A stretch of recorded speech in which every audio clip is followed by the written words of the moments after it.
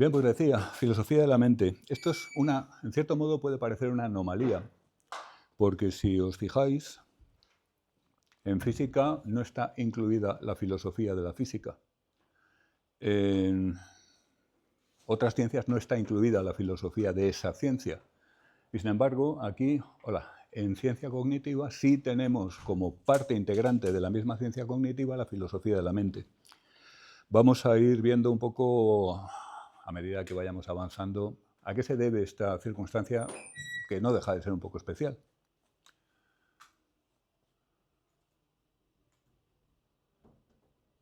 Unas cuantas observaciones preliminares sobre ciencia y filosofía. Nivel básico, nadie espera aquí una resolución de cuestiones profundas. Ciencia. Podemos decir, sin ánimo tanto de definición cuanto de acotación, indagación racional empírica sobre el mundo, sobre la realidad, sobre racional empírica. Esas son sus dos patas. Filosofía, por contraste, indagación racional especulativa sobre el mundo. Es decir, si os fijáis es fácil verlo. La diferencia es empírico versus especulativo. ¿Qué hace la razón en estos casos? ¿Qué pinta?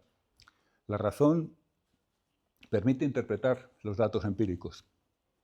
La razón permite mantener controlada la especulación. Si dejamos suelta la especulación, pues ya sabemos a dónde vamos. Literatura, en el mejor de los casos, y confusión en los peores. Pero la especulación controlada por la razón puede llevarnos a sitios que la ciencia no puede. Puede aclararnos preguntas que la ciencia no puede. Veremos ejemplos enseguida. ¿Vale? Así que vamos a funcionar con estas definiciones de andar por casa para entendernos de cuándo estamos hablando de ciencia, cuándo estamos hablando de filosofía. Una matización. No necesitamos para nada investigación filosófica cuando podemos alcanzar respuestas científicas, es decir, con base empírica. ¿Para qué vamos a especular si ya tenemos datos firmes? Comparad los siguientes casos. Pregunta: ¿puede un humano alimentarse de hierba? ¿Sí o no? ¿Es una pregunta filosófica o científica? ¿O ninguna de ambas?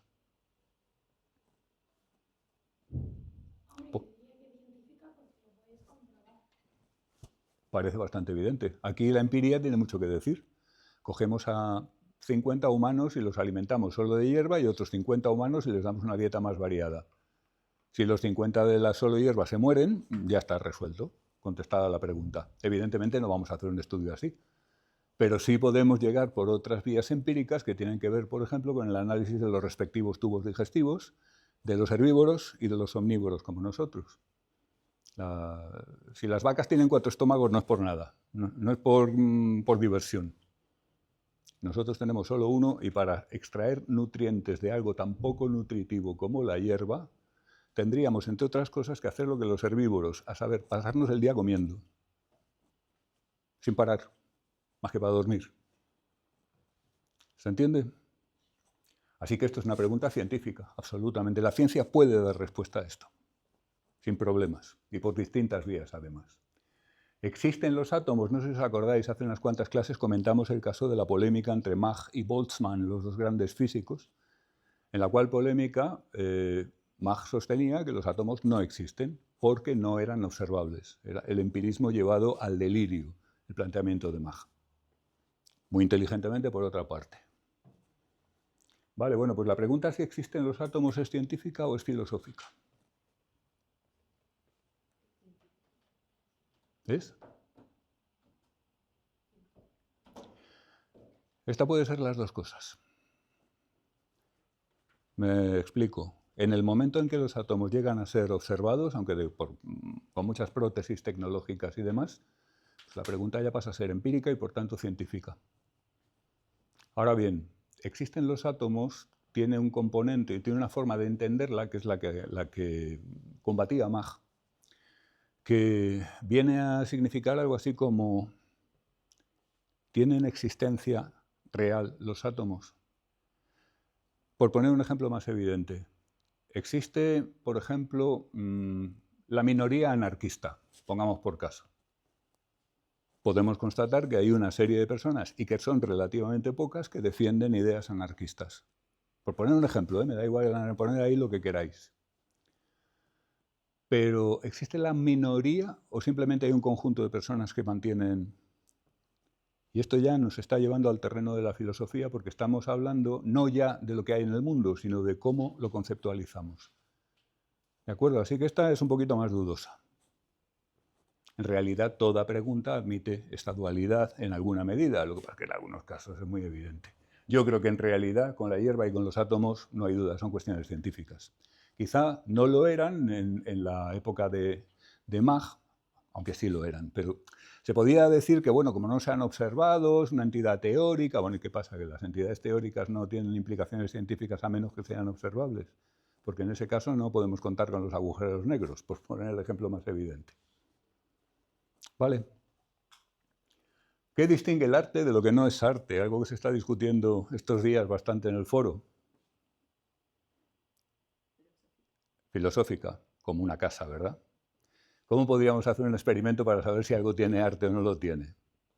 Un experimento, un estudio empírico. ¿Cómo podríamos hacer una teoría lógica o matemática de la cual se deduce que una cosa es arte y que otra no?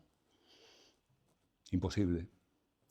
Cuando nos hacemos esta pregunta, por cierto, que es necesariamente filosófica, al menos a fecha de hoy, tenemos dos vías de abordarla que la señalo ahora porque nos va a resultar importante para todo lo que viene después.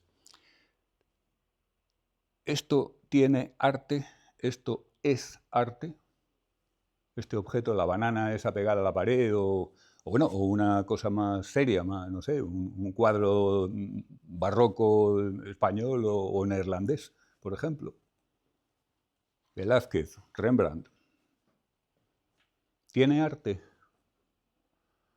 Pues esta es una pregunta que se va mucho hacia lo ontológico. Es decir, ¿hay una cosa que se pueda llamar arte que pertenece o que está contenida como, al menos, propiedad de este objeto, por lo cual estamos legitimados para llamarlo obra de arte? Es decir, admite un planteamiento filosófico, pero no solo filosófico, además metafísico. Pero hay un segundo planteamiento, que es el más empleado en ciencia cognitiva, ya lo adelanto. ¿Cómo usamos la palabra arte? Simplemente. Es decir, esto es arte para mí, esto es arte para ti. Esto no es arte para el de más allá. Bueno, simplemente eso lo que indica es que no estamos en términos de Wittgenstein, que no estamos en el mismo juego de lenguaje, que estamos usando una palabra con distintas reglas. De acuerdo con mis reglas, un plátano pegado a la pared con cinta americana no es arte, porque yo no uso la palabra arte para designar eso, al igual que mucha otra gente que conozco. Pero hay otra gente que conozco que sí usa arte para designar eso. Yo no uso la palabra arte para nada que pueda hacer un mono o un niño de 5 años. Yo no uso la palabra arte para algo que no requiere un aprendizaje de una disciplina, de unas técnicas y de unas artes. Yo uso la palabra arte para cosas que tienen una fuerte potencialidad de producir un impacto estético. Y así sucesivamente. Pero otras personas tienen otras reglas para usar la palabra arte. Entonces, probablemente buscar la sustancia del arte es un empeño de la filosofía mala, de la filosofía que lleva callejones sin salida. Y si os fijáis, vaticino, cualquier discusión sobre esto, sea la que hay en el foro, cualquier otra, acaba en tablas o en cul-de-sac, callejón sin salida. Porque cuando una pregunta está planteada de forma deficiente, es muy difícil darle una buena respuesta. Y plantearse si algo es verdaderamente arte o no lo es una pregunta deficiente. Ya deberíamos saber a estas alturas que no tiene una respuesta, digamos, resolutiva. ¿Vale? ¿Puede ser correcto faltar a la verdad? La sinceridad es una virtud, ¿no? Yo siempre digo la verdad. ¿Puede ser correcto en alguna ocasión faltar a la verdad? Correcto en el sentido de estar bien, de no estar mal, de no ser reprobable, de ser aceptable. ¿Qué os parece? ¿Sí o no? ¿Y la pregunta es filosófica o es científica? Filosofiquísima. Concretamente es una pregunta ética. Y todos podemos pensar muy fácilmente, seguro que ya se os han ocurrido unas cuantas, situaciones en las cuales decir la verdad no está bien. Joder, qué feo eres, tío, de verdad. Está claro, ¿no? Bueno, pues cállatelo. Sí, estás diciendo la verdad, pero en este caso no está bien. ¿Vale? ¿Pueden aprender los invertebrados? El aprendizaje en las medusas. Científica. Claramente, ¿no? ¿Os acordáis de un tal Eric Kandel? ¿No os suena? Eric Kandel ganó el premio Nobel de Medicina y Fisiología por sus estudios sobre la base neural de la habituación realizados los tales estudios en gran medida sobre opistobranquios, en los cuales se constataba que, efectivamente, esos bichos, que son babosas marinas e invertebrados, tienen la capacidad no solamente de la habituación, sino también del condicionamiento clásico. Por tanto, hay invertebrados que aprenden. Lo dice la empiria. Esta es una pregunta científica. Si un niño pequeño le pregunta a su madre, mamá, ¿los invertebrados aprenden? Bueno, lo primero que yo haría es hacérselo mirar, por supuesto. Pero la madre le tendría que decir que sí, porque lo dice la ciencia. No, vamos a ver, hijo, ¿de acuerdo con Platón? No. Platón no tiene nada que decir sobre el aprendizaje de los invertebrados. Ya está bien de sacar a Platón en todas las salsas. Sin ánimo de meterme demasiado con Platón, ¿vale? ¿Visto? ¿Hay animales no humanos que tengan glándula pineal? La glándula pineal es algo de lo que casi se habla más en filosofía que en ninguna otra parte. Como veremos un poco más, hablaremos también de ella un poco más adelante. Pregunta científica, pregunta filosófica. Científica, te dedicas a coger bichos, les exploras el cerebro y compruebas si tienen o no tienen glándula pineal. Y a estas alturas sabemos que la respuesta es muy afirmativa. Hay infinidad de especies no humanas que tienen glándula pineal, aunque algunos la tienen muy rara. Como por ejemplo algunos reptiles, que la tienen más tocha que nosotros, curiosamente. Ya hablaremos de la glándula pineal un poquito, por lo que ya sabéis. ¿Tienen derechos los embriones humanos? Candente. Pregunta fastidiada. Como aquí estamos en familia no hay ningún problema, porque como hoy en día hay que tener mucho cuidado de qué se habla y de qué no, bueno, yo quiero pensar que aquí no hay ese problema. Desde luego no por mi parte. ¿Filosófica o científica? Filosófica. Yo diría que filosófica. ¿Por qué? Porque depende de cómo tú consideres al empleo. Porque hay gente que lo ve como un puñado de células y hay gente que lo ve como una vida. Entonces es cuestión de perspectiva, independientemente de lo que diga la ciencia. ¿Más opiniones diferentes, quizá? ¿O estáis de acuerdo? Yo no estoy de acuerdo solo con una cosa de lo que has dicho. Te repetiría la pregunta, pero cambiando. ¿Puede un conjunto de células tener derechos? Hay un debate todavía sobre eso. ¿Cómo? Que hay debate todavía.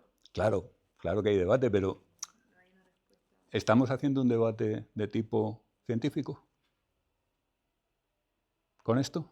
Es más una toma de decisiones. Una toma de decisiones. ¿Tú puedes decidir si otra entidad tiene derechos? ¿O podemos todos colectivamente, así en plan democrático? Es algo democrático. Pero si de repente con estos cambios que tiene la sociedad cambia la forma de pensar y la gente se vuelve más de una manera o más de la otra, entonces de repente pasa a tener derechos o deja de tener derechos de acuerdo con la mayoría. No debería ser así, pero Pero es. no sé, o sea, yo opino nada más que no puede ser científico porque no hay algo que se pruebe, se pueda probar. Muy bien. ¿Estáis de acuerdo? Científicamente, merece la pena quizá detenernos un poquito por el follón que hay aquí metido. O sea, estamos hablando de ciencia y de filosofía, pero hay un tercero, que es el veneno que envenena todos los debates, que es la ideología. Es decir, donde entra la ideología, un debate se convierte en basura, inevitablemente, porque la ideología es un pensamiento deficiente. Es una especie de moralidad hiperplásica y degenerada. Volviendo al pensamiento serio, tener o no derechos es inevitablemente una cuestión filosófica, concretamente de filosofía del derecho. Es prácticamente una rama de la ética. Se podría decir, y a veces se dice, es que es, un poco tú lo apuntabas, es que no es más que un pequeño amasijo de células. Bueno, vale, pero es que lo mismo podríamos decir de un humano que ha sufrido un accidente y que está completamente incapacitado, que no tiene absolutamente ninguna de las capacidades humanas. ¿Estamos justificados para eliminarlo? ¿No tiene derechos? También es discutible, por supuesto. En el plano filosófico. Hay gente que te dirá, no tiene un sistema nervioso formado, por tanto no ha podido acumular experiencia, y puesto que los seres humanos somos tábulas rasas y lo que somos es lo que hemos experimentado, como esta entidad no ha experimentado nada, no tiene derechos como un humano completo. ¿De acuerdo? A lo cual otros te dirán, ese conjunto de células tiene un ADN diferente del de la madre en cuyo cuerpo se encuentra. Si la madre puede cargarse ese conjunto de células, pues lo mismo podría cargarse un conjunto de células soltando a su hijo. No, pero es que el nacimiento que tiene de especial. Todo esto es discurso filosófico o ideológico, que es peor, como decía antes. La ciencia lo que nos dice es, ¿cuándo está terminado de formar el sistema nervioso? Que el ADN de madre e hijo son diferentes, el grupo sanguíneo y muchísimas más cosas. Que la ciencia nos dice eso. Y allá usted decida sobre el derecho, que yo no sé, yo no te puedo usar derecho como variable dependiente de un experimento, ni como condiciones de salida o de resultado de un modelo matemático, ¿no? ¿Vale? Así que esto es filosófico. Y no todo el mundo está de acuerdo, ¿eh? Hay gente que te va a decir que es que científicamente está probado que tal y que cual, en una dirección o en la otra. Este es el típico caso, el típico problema o tema de discusión en el que yo os recomiendo un heurístico. Cuando alguien tenga una respuesta muy clara, desconfiad de él. Porque si tiene una respuesta muy clara, está banalizando un problema que es inherentemente complejísimo. Si alguien no, porque toda vida es sagrada. No, porque lo que importa son los derechos de la mujer. Fanáticos y más fanáticos. Cualquier persona que se plantee este tipo de cuestiones con un mínimo de seriedad se da cuenta de que es realmente difícil tener una conclusión mínimamente fundamentada. Porque hay empujes en las dos direcciones. ¿Vale? ¿Es finito el universo? Yo diría que ambas. Y ambas. Sí. Puede ser una pregunta filosófica, puede ser una pregunta científica. ¿Qué os parece? Yo creo que también, si la especificáramos un poco. A fecha de hoy, yo creo que lo lógico es considerar una pregunta científica, porque tenemos teorías muy potentes, muy ancladas en lo empírico también, que predicen que el universo tiene ciertas características, concretamente que es finito. Incluso en aquellos aspectos que no hemos observado. Pero claro, no se trata de que una predicción deje de ser científica tan pronto como no la hemos observado precisamente esa. Si hemos observado 1000 veces que los ratones tienen pelo, pues podemos concluir que el enésimo ratón que vayamos a ver va a tener pelo, por ejemplo. A menos que haya sido sometido a algún tratamiento genético extraño, por ejemplo, también. ¿De acuerdo? En la época de Platón seguramente esto era más bien filosófico. Incluso en la de Kant. Kant, de hecho, tiene el mérito de haber acertado con la con la teoría correcta, un poco supongo que hasta cierto punto de rebote, sobre la interpretación de qué eran determinados objetos que se observaban en los telescopios en su época, siglo XVIII. Pero bueno, esto no es nada más que anecdótico. Esto es una pregunta que a fecha de hoy admite respuesta científica, pero que desde luego nos podemos plantear filosóficamente y muy especialmente esto ha sido así en otras épocas históricas. ¿Podemos revivir especies extintas? ¿Nadie ha visto Parque Jurásico?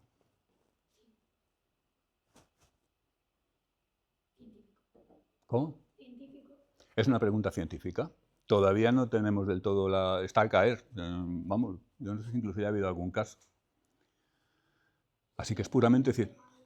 ¿Cómo? Lo estaba ya mirando, salieron algunas noticias. ¿Perdona? Que querían hacerlo con el mamut. Sí. Y lo han probado también, creo que con los tigres de diente de sable, creo que se llamaban. Claro, es que son los más vendibles, los más interesantes. La cantidad de gente que estaría dispuesta a pagar mucho por llevar a sus hijos a ver un mamut o un tigre de dientes de sable. Pero de momento no, creo que no ha salido ninguno. La tecnología está casi a punto y lo más probable es que se acabe pudiendo. Pero es claramente una pregunta científica, como en general, las preguntas que empiezan por podemos, o se puede, etcétera, es probable que sean científicas. ¿No puede ser también filosófica, un poco por la ética? ¿Cómo?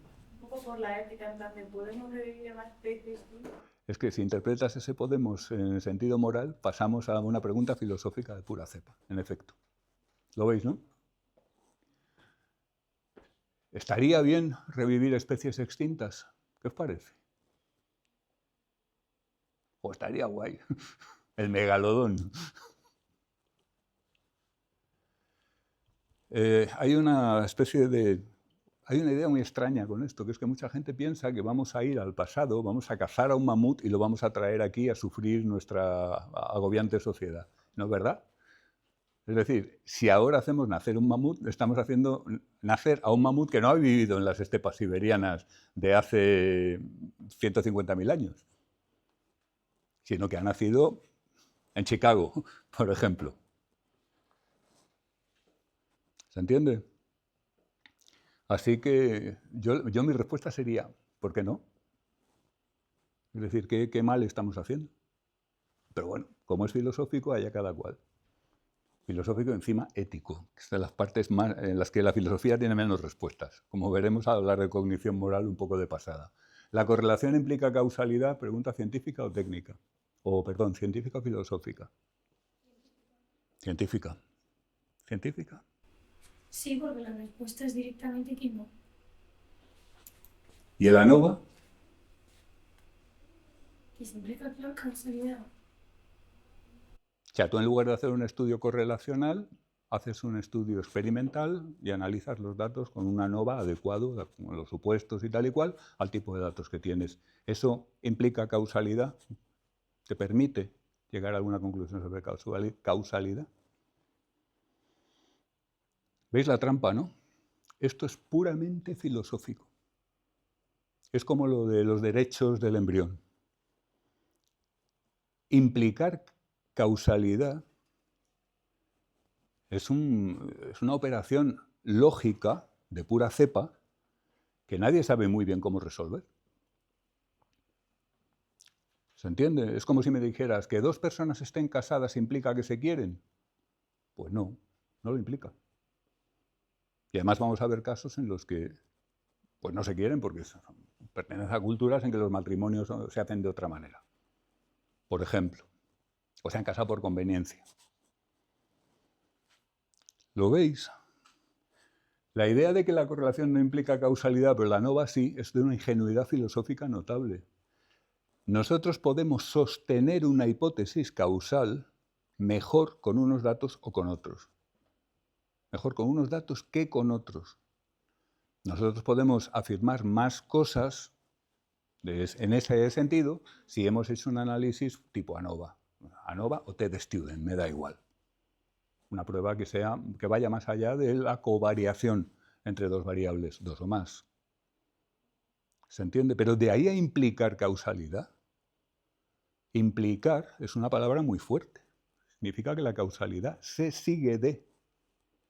Otra cosa es que sugiera una interpretación causal que estuviera más o menos fundamentada. Una cosa es eso y otra cosa es implicar. Es una cuestión filosófica. En ambos casos, tanto en la correlación como en la ANOVA. Y no os estoy instando a que saquéis conclusiones causales de estudios correlacionales, ¿eh? Ya hemos visto algunos ejemplos de esto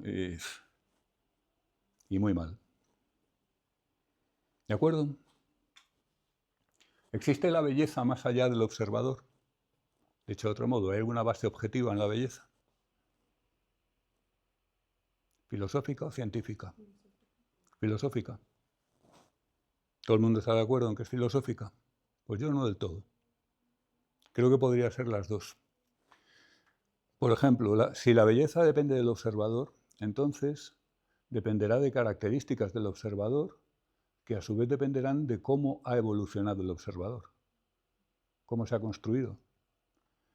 Y a lo mejor hemos aprendido a valorar emocionalmente mejor determinados objetos y personas que otros.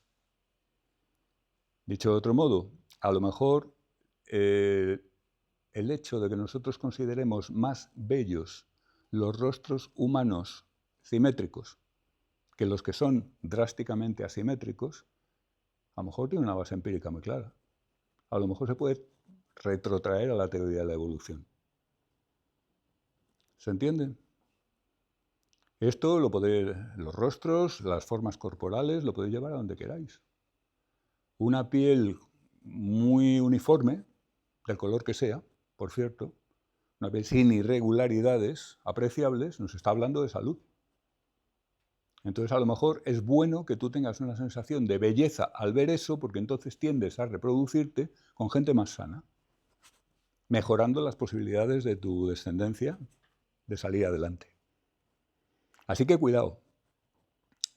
La belleza del Partenón,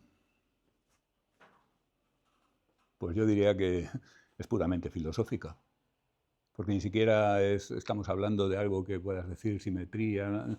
O sea, las obras humanas, tipo arquitectura y demás, que no pretenden reflejar de manera literal los rasgos humanos, pues probablemente no hemos tenido oportunidad de evolucionar para preferir unos a otros. No ha habido suficiente tiempo en que los seres humanos hemos estado construyendo edificios para que evolucionemos en una dirección porque sea más adaptativo tener preferencia por esos edificios, pero sí con otros humanos. Así que posiblemente, y también con ciertos paisajes, ¿eh? La belleza de un paisaje, hay estudios al respecto, muy curiosos, está muy relacionada con los lugares donde los seres humanos viven confortablemente y prosperan mejor. Esto es curioso, pero ya digo, hay datos que parecen indicar, con mucha cautela, que algo de eso podría haber. Así que, ¿hay belleza más allá del observador? Pues a lo mejor en algunos aspectos sí, a lo mejor no. De entrada yo diría, como habéis dicho, filosófica. Está claro, ¿no? ¿En qué consiste el significado de una palabra? Hemos hablado bastante de Searle y la habitación china. Bueno, ¿qué es el significado de una palabra? ¿Es una pregunta científica o filosófica?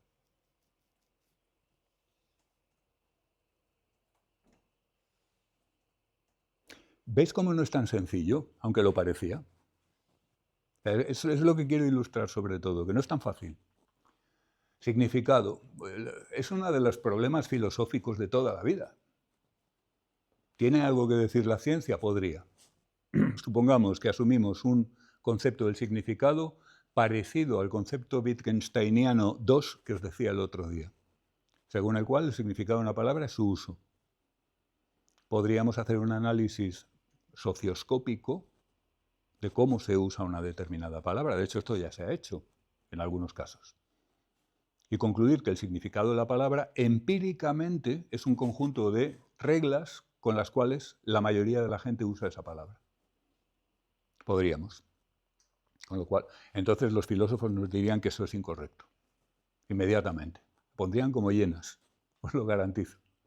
Porque ellos tienden a pensar siempre en términos de que el significado sea algo inherentemente especulativo, inherentemente de su terreno. y tienen sus razones y sus argumentos para verlo así. Ahora bien, ¿qué piensa la mayoría de la gente que es el significado? ¿En qué consiste el significado? Pues la inmensa mayoría de la gente usa lo que Quine llamaba el mito del museo, según el cual es como si el lenguaje fuera un museo. Entonces, las palabras son las obras expuestas en el museo. Los conceptos, perdón. Y las palabras son las etiquetas. Vasija inca del siglo no sé cuántos, hallada en el sur, en el norte de Chile, yo qué sé. Pues esa etiqueta se corresponde a la palabra. Y la palabra designa la obra, la vasija. Este es el mito del museo. Esto es completamente absurdo. Esto lleva, en cuanto se le dan 2 o 3 pasos, si queréis os paso la cita de Quine, ha sido muy comentado por otros, por otra parte. ¿Qué clase de cosa es esa obra que es designada por una palabra y que lo es con independencia del visitante? Es decir, en algún lugar de ese museo está expuesto el amor, con una etiqueta que dice amor. Y entonces el verdadero significado de amor es el objeto que está expuesto. Esto es absurdo. Pero es lo que piensa la mayoría de la gente en cuanto le da 2 vueltas. La mayoría de la gente que no se ha parado a pensar en esto desde un punto de vista filosófico serio o desde un punto de vista científico, psicológico, etc. ¿Se ve? Hay palabras y luego están los significados. Hay un proverbio vasco que dice: todo lo que tiene nombre existe. Es un muy buen proverbio porque de alguna manera lo que está queriendo decir es: mira, si nos hemos molestado en ponerle nombre a algo es porque alguna importancia tiene. Lo primero que uno diría: los unicornios tienen nombre y no existen, evidentemente. No existen. Y están funcionando en nuestra...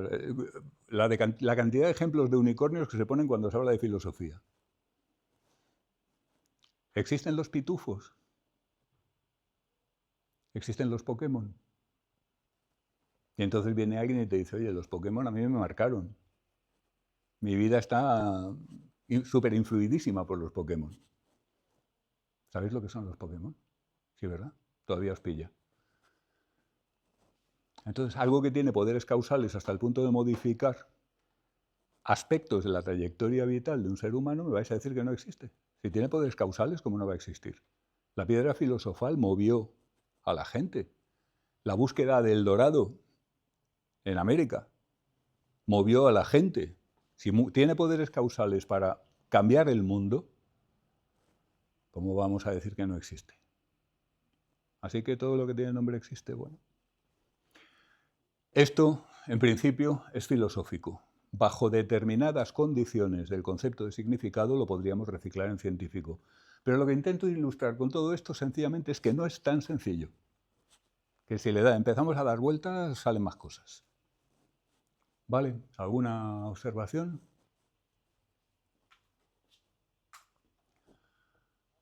La indagación filosófica y la científica, pese a lo que pudiera parecer por lo que acabamos de decir, no son antagónicas, son complementarias, cooperativas. La filosofía proporciona a la ciencia interpretación conceptual, es decir, ¿qué significa que tengamos estos datos sobre este tema? No la interpretación inmediata de si esto es significativo o no es significativo, hay diferencias, no hay diferencias, sino ¿qué implica? El análisis de la coherencia interna y externa. Yo os decía un día no hace mucho que el concepto de conducta encubierta, según lo presenta Skinner, es incoherente. Es una afirmación filosófica, donde las haya. Claro que estoy hablando de filosofía en este caso. Lo que pasa es que es una filosofía muy vinculada a la ciencia de la conducta, de acuerdo con los skinnerianos y con los conductistas en general. Coherencia interna. ¿Hasta qué punto una teoría en sus conceptos, en sus enunciados, en las proposiciones que la constituyen, está siendo coherente o no? Coherencia externa. ¿Cuadra con el resto de nuestro conocimiento? De repente nosotros sacamos una teoría de cómo funciona la mente que es incompatible o que es incoherente con las leyes de la termodinámica. Pues eso probablemente nos lo va a decir antes un filósofo que un físico. Porque ellos están investigando ahí, están investigando en el nivel del análisis de la coherencia. Coherencia lógica, por supuesto. La filosofía proporciona a la ciencia fundamentación epistemológica. ¿Por qué hacemos experimentos? ¿Qué tienen de bueno? ¿Por qué no simplemente imaginamos, inventamos cosas? ¿Por qué experimentos con esas características precisamente? ¿Por qué tantos grupos de control? A veces son un montón de grupos de control para un solo grupo experimental, ya lo sabéis. ¿Qué tiene de bueno eso? La mayor parte de nosotros lo sabemos, pero nos cuesta formularlo. Eso es lo que hace la filosofía, dar la fundamentación de por qué ciertas prácticas científicas son ventajosas respecto a otras, de acuerdo con un criterio, con el otro, con el de más allá. ¿Se entiende? Interpretación macroscópica. La ciencia hoy en día, el nivel de especialización llega hasta casi lo absurdo. Hay científicos en activo que saben absolutamente todo de su especialidad y son casi analfabetos en todo lo demás. Es impresionante. He tenido la oportunidad de tratar con alguno que, vamos, te empieza a hablar de su especialidad y lo flipas. Lo que saben... Ahora bien, no lo saques de ahí, pero ni siquiera para cosas bastante básicas. O sea, se columpian con la diferencia entre el empirismo y el racionalismo, por ejemplo, o no han oído hablar de determinada escuela artística o filosófica. O peor todavía, no saben lo que está pasando en la especialidad de al lado de la suya. Entonces, la pregunta es, ¿esto es bueno o es malo? ¿Esto está bien? ¿Deberíamos fomentarlo? ¿Deberíamos tratar de refrenarlo? ¿Deberíamos ir un poco más a formar al polímata, al Leonardo da Vinci, o no? Nos acogemos a llevar al extremo la máxima de Adam Smith, de que la división del trabajo es la manera mejor de llevar adelante la vida humana colectiva. Esto nos lo puede ayudar a resolver un poco la filosofía y nadie más. La literatura. También, decía Antonio Machado, lo que sabemos entre todos, eso no lo sabe nadie. Fijaos el doble sentido de eso no lo sabe nadie. No lo sabe nadie en el sentido, cualquiera sabe. Pero no lo sabe nadie en el sentido de que nadie lo sabe. ¿Se ve? Ahí está rompiendo una lanza claramente por una de las opciones. Pero estamos en un plano de interpretación macroscópica de la actividad científica que la ciencia por sí sola probablemente no puede. Y lo que es con el uso del conocimiento científico, tus estudios de electroforesis en gel no te van a decir si es bueno que tú profundices más en electroforesis en gel o es mejor que abras un poquito más a otras técnicas. Tu conocimiento científico no te va a decir eso. El conocimiento filosófico te puede dar respuestas, que pueden no ser definitivas o pueden no estar fundamentadas con la certeza de un teorema lógico o matemático, pero son respuestas que la ciencia no te da en absoluto. Interpretación axiológica, antes hemos entrado un poco en el axiológico, valorativo, si está bien, está mal, ese tipo de cosas. Lo de los mamuts. Y eso no te... O sea, la ciencia te va a decir si se puede. La filosofía te va a decir si es razonable seguir por ahí porque es bueno o es malo el posible resultado. Y lo mismo con 100.000 cosas más. ¿Deberíamos haber parado de investigar la energía atómica? Uno de vosotros, era Ignacio me parece, hacía una referencia a las bombas de Hiroshima y Nagasaki. ¿Deberíamos haber parado la investigación sobre la energía atómica? Deberíamos. ¿Estuvo mal tirar esas bombas? Todo esto es filosófico. Ahora bien, para crear las bombas hace falta ciencia, y mucha, y de la mejor en su momento. Y claro, esa misma ciencia da lugar a los reactores nucleares al uso, civiles, perfectamente seguros y que proporcionan un flujo de energía prácticamente en las mejores condiciones posibles para toda la forma de vida nuestra actual. La cantidad de energía que usamos, o sea, tú te coges a un clan entero de, 350 cromañones y tú usas más energía al día que todos ellos. Tú o yo o cualquiera. Necesitamos mucha energía porque la energía es una de las, probablemente la base más clave para nuestro modo de vida. Por nuestro modo de vida quiero decir la mortalidad infantil que tenemos, los niveles de nutrición que tenemos, los niveles de habitabilidad, el agua potable, todo. Todo eso. Entonces teníamos que haber parado, no fuera a ser que a alguien se le ocurriera tirar una bomba. Si se puede tirar una bomba con casi cualquier tecnología. Pero ahí me estoy posicionando, pero me estoy posicionando filosóficamente.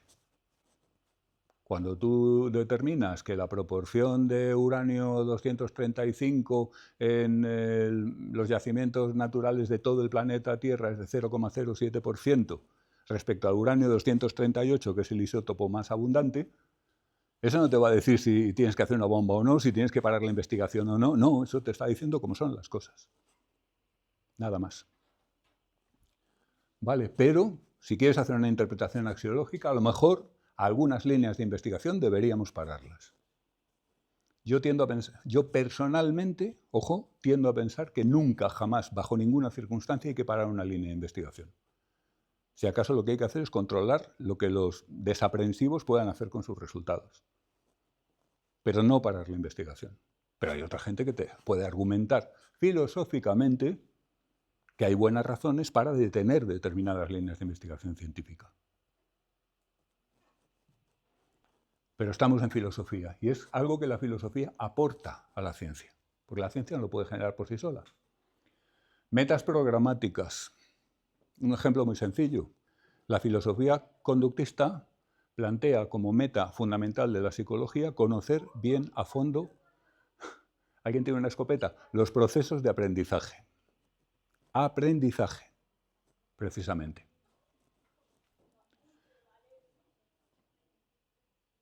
Adiós.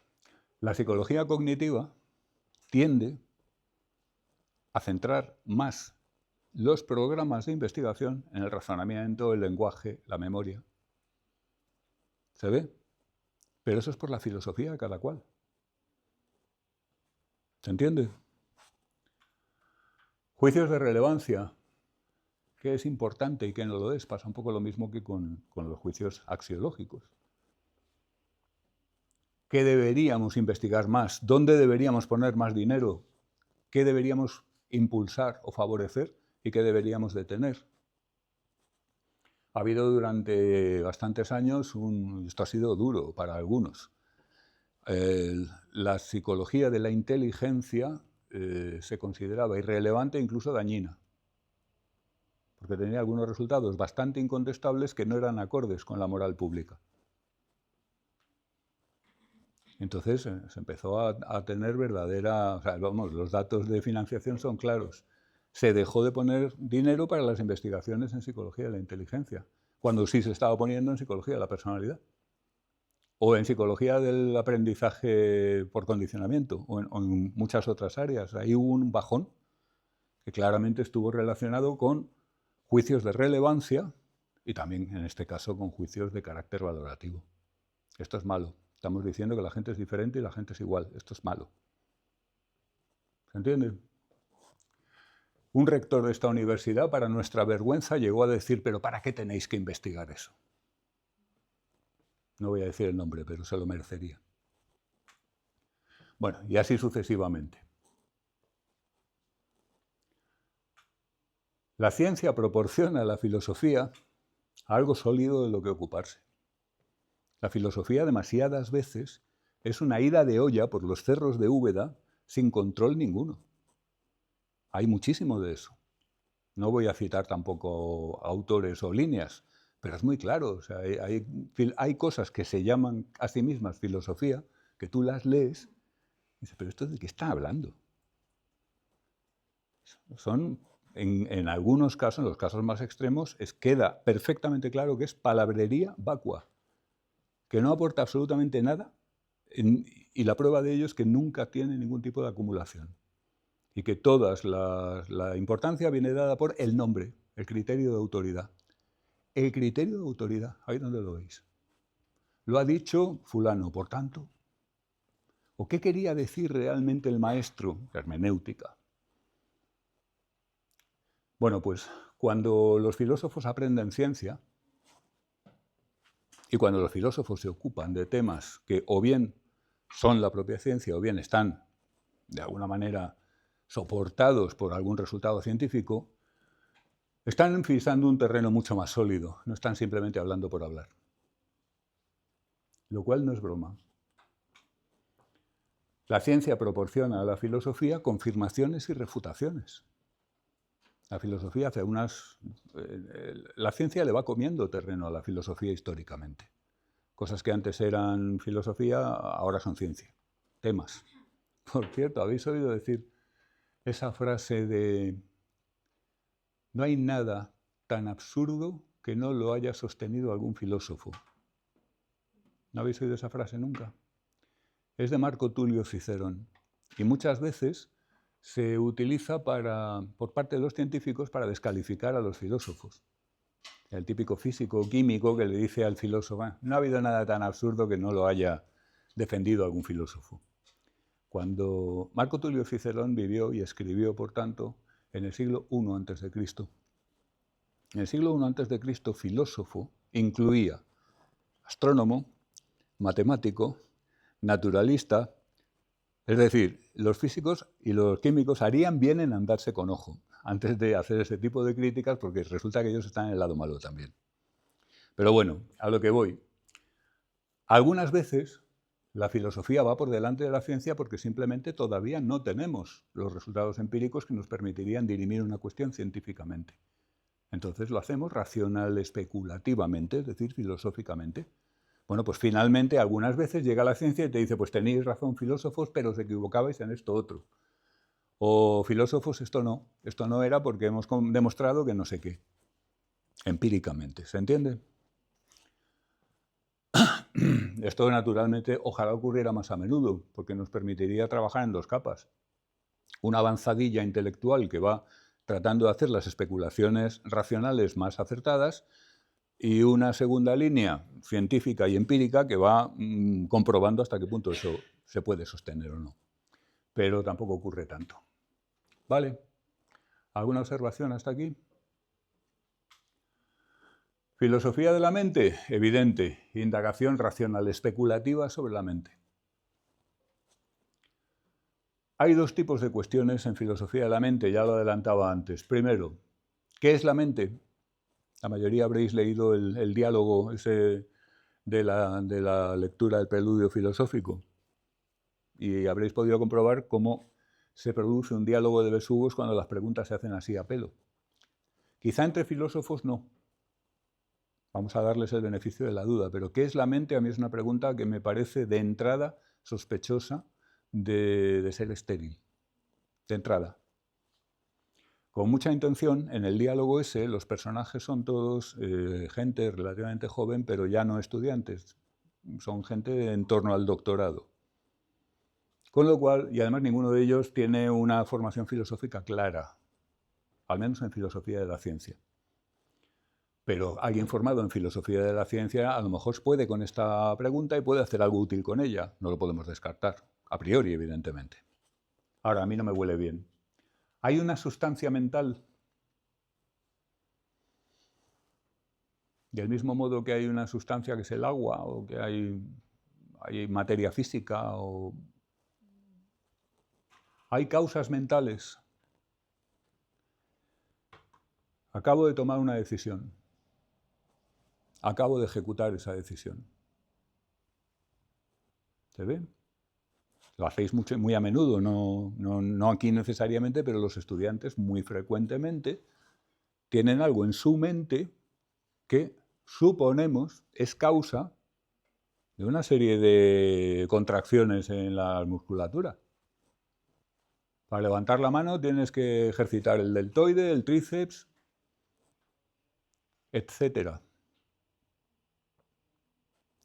Y puede un fenómeno mental como no me creo lo que está diciendo este tipo porque tal, ser causa de que tú levantes, o no entiendo, no acabo de ver qué quiere decir con este concepto. Eso que es mental puede causar el suceso físico que implica actina, miosina, las proteínas musculares, etc., puede. ¿En qué consiste un estado mental? Cuando decimos que Carla está dubitativa, ¿qué estamos diciendo? ¿Qué es eso? Si decimos Carla está sentada, está clarísimo. Estamos haciendo referencia a una postura corporal, estamos haciendo referencia a una serie de cuestiones gravitatorias, ninguna duda. Pero, ¿está dubitativa qué significa? ¿O cree que esto no va a salir bien? María cree que esto no va a salir bien. Un estado mental. Sonia está esperanzada. Jesús está enfadado. Enfadado, todavía nos salvamos porque podíamos hacer mediciones hormonales, incluso de metabolitos que se llegan a exudar a la superficie de la piel. Un perro puede saber si estás enfadado o no, aunque tú no digas nada ni hagas ningún movimiento, lo huele. ¿Se entiende? ¿En qué consiste, pues, un estado mental? ¿Qué es? A lo mejor los cognitivistas te vienen, no, estos son representaciones y procesos, vale, ¿cuáles? Los conductistas te dirán otro tipo de cosas, pero filosóficamente primero tendríamos que saber qué clase de respuesta estamos buscando, es decir, de qué clase de cosa estamos hablando, según este enfoque. ¿Qué es la intencionalidad? Eso lo sabéis. ¿Alguien me dice lo que es la intencionalidad en filosofía? Brentano y compañía, bueno, ya está hoy. ¿Sí? Me parece que es como estar orientado siempre hacia algo. Estar orientado siempre hacia Estar, algo. claro, lo que había entendido de lo que era la fenomenología era como que siempre la conciencia estaba intencionada. La conciencia era intencional porque siempre estábamos orientados a algo, o sea, no estamos como en el aire, sino siempre estamos, no sé si como un objetivo, eso no lo llegué a entender como tal, pero estamos orientados a algo. A pesar de que no estés pensando, estás como que en un plano de, no lo sé, haciendo algo, siempre estás haciendo algo prácticamente. Eso entendí. Bueno, será en fenomenología. En la filosofía más estándar, próxima a la ciencia cognitiva, intencionalidad en inglés se suele decir que es aboutness. O sea, ser acerca de algo. Entonces, tu pensamiento tiene intencionalidad porque tu pensamiento es sobre algo. Tú no puedes tener un pensamiento sobre nada. No tiene sentido siquiera decirlo. La esperanza es la esperanza de algo. O sea, es ser acerca de algo. Si tú estás comiéndote un sándwich, no tiene ningún sentido que yo te pregunte de qué trata ese sándwich. Pero si estás leyendo un libro, tiene perfecto sentido que se te pregunte de qué trata ese libro. El libro en ese sentido tiene intencionalidad, es acerca de algo.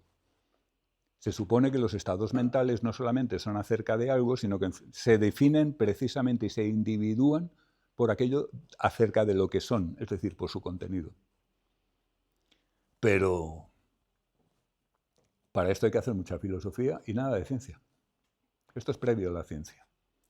Otra cosa que sí podemos hacer, una vez que tenemos una idea clara aportada por la filosofía de lo que es intencionalidad, es buscar la manera de crear científicamente sistemas que sean capaces de ser acerca de algo. Y esto nos lleva a la inteligencia artificial de cabeza, si os fijáis. ¿Vale? Un segundo tipo de cuestión. Cuando usamos esos términos, mente, intencionalidad, estado mental, causa mental, ¿a qué nos referimos? Estas son dos maneras de hacer filosofía de la mente completamente distintas. No excluye que en una indagación determinada podamos tirar de las dos. En el primer caso, estamos haciendo preguntas que son muy ontológicas, muy metafísicas. ¿Qué es la mente en sí misma? Una pregunta que a mí me cuesta incluso imaginar la forma de la respuesta. Es decir, El bloque 1 son preguntas más inclinadas hacia la ontología. El segundo son preguntas más inclinadas hacia la lógica y la epistemología. Ni que decir tiene que el segundo bloque es el tipo de preguntas filosóficas que predominan en ciencia cognitiva y en la filosofía de la mente ligada a la ciencia cognitiva. ¿Se ve? ¿Está claro este punto? Fijaos, podemos preguntar qué es o podemos preguntar cómo usamos el término. En el primer caso tenemos el riesgo del mito del museo y de aquello de creer real todo aquello que tiene un sustantivo, un nombre. O la idea de que el hecho de que exista el nombre implica que exista una cosa a la que ese nombre designa, que es una fuente de errores históricamente a mansalva.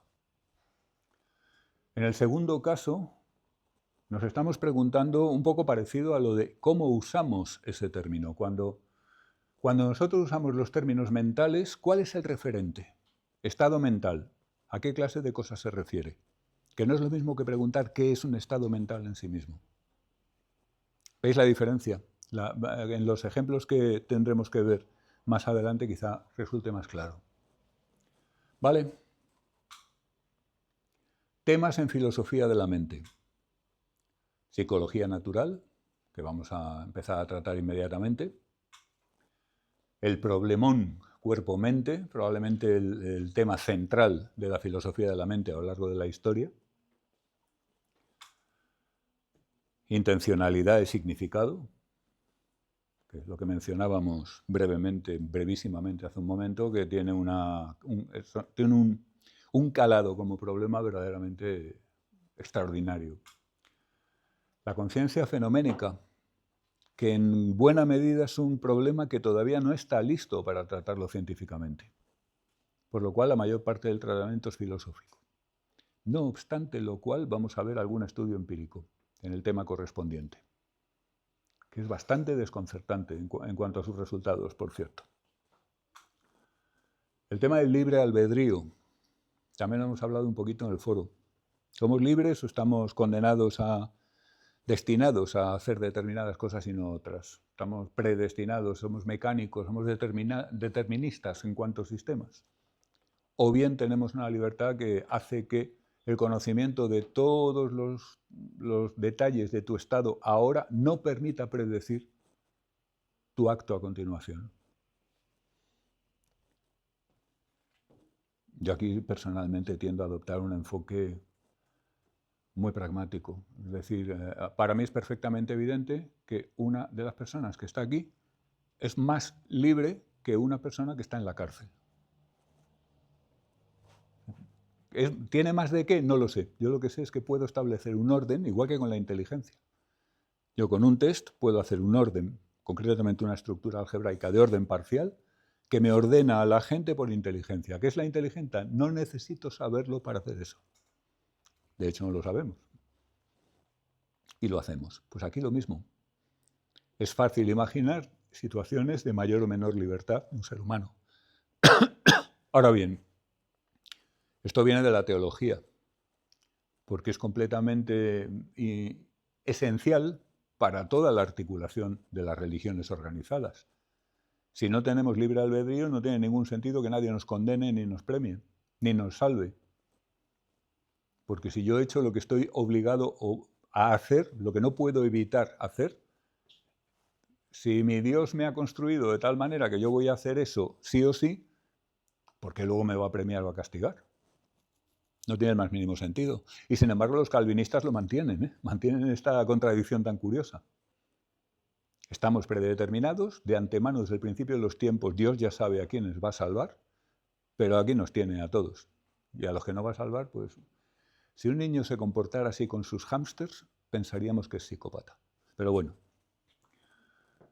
el libre albedrío es una cuestión que se inserta en la filosofía procedente de la teología, claramente, por la importancia que tiene en el contexto teológico. Volición y responsabilidad, muy relacionado. ¿Tenemos realmente voluntad? ¿Podemos ser responsables, o sea, tenemos voluntad en el sentido de poder, tenemos una fuerza que nos permite hacer una cosa u otra. Es como si dijéramos la parte impulso del libre albedrío. Pues estamos todo el día hablando de fuerza de voluntad, ¿eh? ¿No os habéis fijado? Ay, es que tengo muy poca fuerza de voluntad. Lo que tienes que hacer es tener fuerza de voluntad. ¿Cuántos conducís? ¿No? ¿Sabéis lo que es la primera marcha de un coche? Bueno, pues cualquiera que conduzca sabrá que no se puede ir en primera marcha de aquí a Barcelona. ¿Se entiende? Primera marcha es cuando el coche hace toda la fuerza, pero tiene que ir muy despacio, como... Inmediatamente, cuando el coche ha empezado su movimiento, pasas una marcha más larga para aprovechar ese impulso. ¿Se entiende? Bueno, pues ir en primera de aquí a Barcelona, ojo, se puede, pero es un disparate. Quemas probablemente el coche antes de llegar a Zaragoza. Y además vas despacísimo. La fuerza de voluntad es eso, es la primera marcha. Es el... ¡pum! Si es que es algo. Y esto lo estoy diciendo en términos psicológicos, ¿eh? No, filosóficamente no se me ocurriría decir la fuerza de voluntad es. Pero cuando se le dice a la gente tienes que tener fuerza de voluntad, se le está diciendo tienes que ir en primera a Barcelona. No es la manera de hacer las cosas. Insisto, he cambiado sin avisar al discurso psicológico. Lo que hay que hacer es crear hábitos y darle al sujeto recursos para que sea capaz de hacer aquello que quiere hacer sin ir en primera todo el rato. En fin, estos son más o menos algunos de los principales temas que trata la filosofía de la mente. Vamos a ver un par de cosillas, un par de apuntes sobre uno de ellos, la psicología natural. ¿Nunca os han dicho a alguien, yo soy muy buen psicólogo? Alguien sin estudios de psicología. ¿No lo habéis oído decir? Yo unas cuantas veces. Me encanta porque es muy divertido destrozarlos. ¿No te ha preguntado eso de, ¿me estás psicoanalizando? ¿Sabéis cuál es la respuesta, no? Si alguien te pregunta, ¿que eres de psicología? ¿Me estás psicoanalizando? La respuesta es sí. Y se quedan rayadísimos. Si tienes más mala uva, puedes decirle, sí, pero no te preocupes que no puedo hablarle a nadie de eso. La deontología profesional me lo impide. También puedes decirle, pues sí, perdona, es que al principio, como todavía soy estudiante, los superpoderes cuesta un poco controlarlos. Si la persona no es completamente imbécil, se va a dar cuenta de que le estás vacilando, le estás tomando el pelo y que le estás diciendo tu pregunta es una tontería. Pero lo estás diciendo de muy buen rollo, muy buen plan y muy suavemente, digamos, no vas a... ¿Se entiende? Cualquiera que presencie la conversación va a tener perfectamente claro quién tiene la sartén por el mango en esa conversación. Jamás os defendáis de este tipo de cosas. Luego te dicen cómo era. Se quejaba una chica en esta misma asignatura hace 2 años. Es que a mí me dice mi madre que ella no cree en la psicología. Y otro le decía, sí, a mí me lo han dicho alguna vez. Es que yo no creo en la psicología. ¿Y qué haces? Pero en todo caso estamos hablando de psicología natural. Estamos haciendo alusión a la psicología natural. Nombres de la psicología natural, montón. Psicología popular, psicología espontánea, psicología intencional, psicología de sentido común, folk psychology. Mi compañera conductista Chus Frohan le llama psicología folclórica, de forma peyorativa. Belief and Desire Psychology, o sea, psicología de creencias y deseos, en fin, tiene muchos nombres. En todo caso, se trata de, ¿cuál es el contenido de la psicología natural? Explicaciones y predicciones de la conducta y los estados mentales en términos de actitudes proposicionales. vimos el otro día, a propósito de los sistemas basados en conocimiento, en inteligencia artificial, el concepto de actitudes proposicionales. Bueno, pues es el concepto, en realidad, central de la estructura explicativa de la psicología natural. ¿Entendido?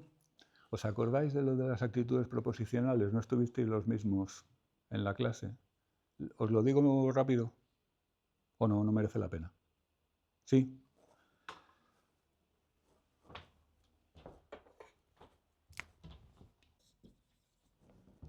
Estos enunciados expresan actitudes proposicionales. El concepto de actitud proposicional es de principios del siglo XX, es decir, bastante reciente. Evidentemente, estos estados, estas formas de funcionamiento existen mucho antes de que tuvieran ese nombre. ¿Por qué lo llamamos actitudes proposicionales? Porque son enunciados que expresan la relación entre un sujeto y una proposición. ¿De acuerdo? La estructura general es un sujeto tiene una actitud proposicional respecto a una proposición. Juan tiene la actitud creencia respecto a la proposición va a llover. Nadia tiene la actitud desear o querer respecto a la proposición Nadia gana pasta. María tiene la actitud esperar, de esperanza, no de estar esperando, respecto a la proposición María aprueba. Y así sucesivamente. ¿De acuerdo?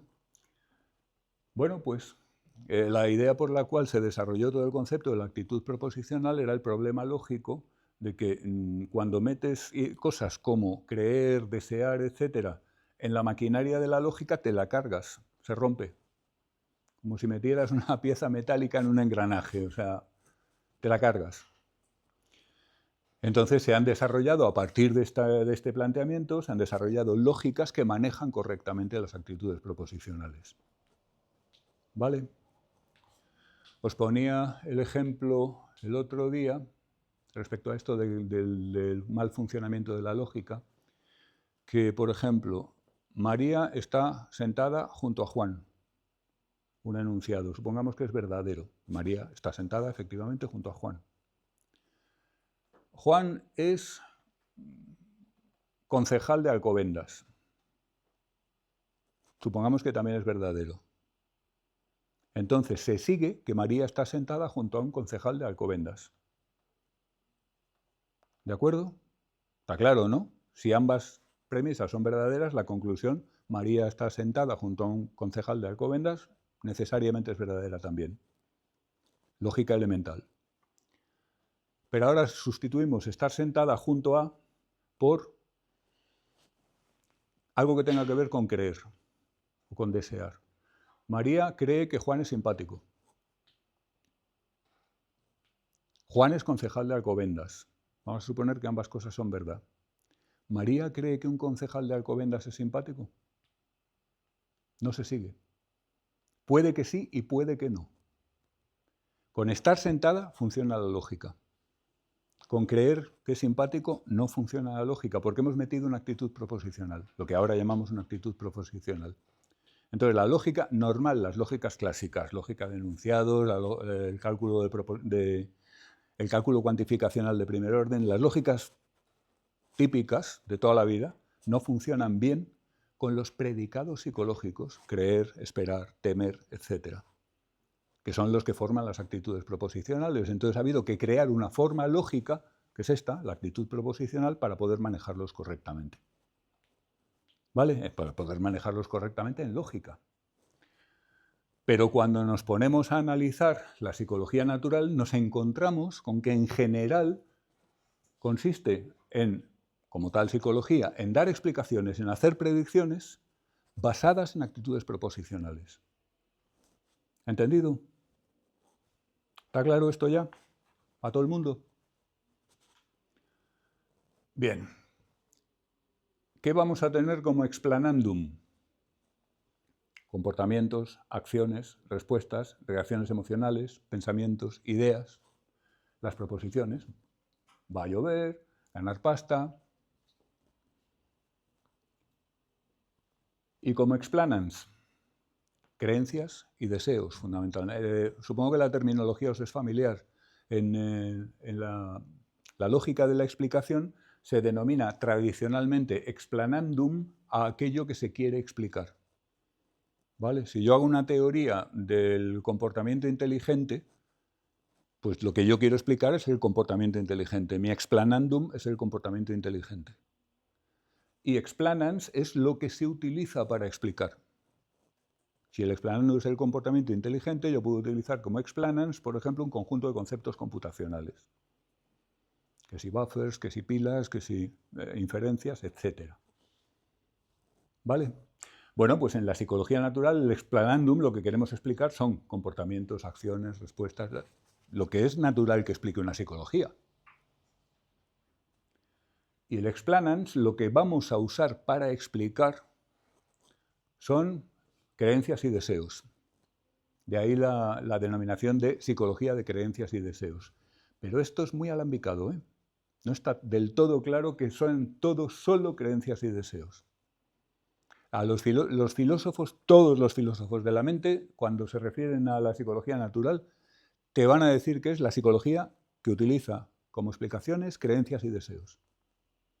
Precisamente esos dos. Pero también hay expectativas, hay temores, hay esperanzas, que también las usamos para explicar. Entonces los filósofos te dicen, ya, pero es que una expectativa, al fin y al cabo, es un tipo de creencia. Un temor es un tipo de creencia, una esperanza es un tipo de deseo. Con lo cual seguiríamos pudiendo reducir todo a creencias y deseos. Es decir, si yo explico que una persona está siguiendo una determinada pauta de comportamiento llamativa porque tiene la esperanza de conseguir que la asciendan, por ejemplo, pues yo podría decir, bueno, tiene el deseo de que la asciendan más la creencia de que con esa conducta va a ser más posible que la asciendan. Es decir, estoy reduciendo esperanza a una mezcla de creencia y deseo. ¿Lo veis? Así que seguirían siendo las primitivas la creencia y el deseo. Más complicado es esto. ¿Por qué esta persona está siguiendo esta pauta de conducta tan...? Y le contesta el otro, porque es gilipollas. Rasgo. En términos coloquiales, hasta un poco vulgares, pero muchas veces explicamos algo por un rasgo. Es que es tonto. Es que es muy original o muy creativo. ¿Se entiende? Y esto ya no es nada evidente que se pueda reducir a creencias y deseos, y sin embargo forma parte de las explicaciones naturales, psicológicas. ¿Lo veis? Lo mismo los estados. ¿Pero por qué Lucía se comporta de esa forma hoy? Porque está histérica. Histérica no es un rasgo, normalmente lo usamos como un estado, pero histérica como diagnóstico ya hace mucho tiempo que fue desechado. ¿Se entiende? En todo caso, ese son el tipo de cosa que aparecen en la explicación psicológico-natural como explanans. Lo que usamos para explicar el explanandum, que es el explanandum natural de cualquier psicología, comportamientos, acciones, respuestas, relaciones emocionales. La psicología científica también tiene ese mismo explanandum en términos generales, aunque no formulado de la misma manera que lo hacemos en el mundo natural. Pero fijaos que nos pasamos la vida haciendo explicaciones, ¿por qué este tío tal, por qué esta tía cual? Y hacemos este tipo de explicaciones espontáneamente. ¿Vale? ¿Por qué María tomó la pastilla? Porque quiere quitarse el dolor y cree que la pastilla lo hará. No lo diríamos así en la vida real, diríamos, porque se cree que el puridín sirve para el dolor de cabeza.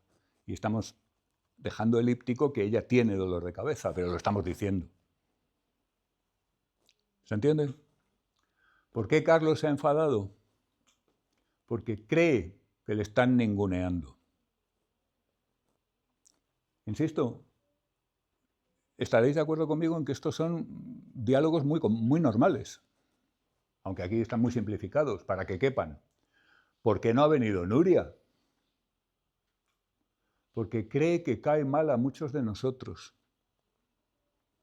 Como la vida misma. No me digáis que no. ¿Por qué Pepe insiste tanto en la estrategia de venta?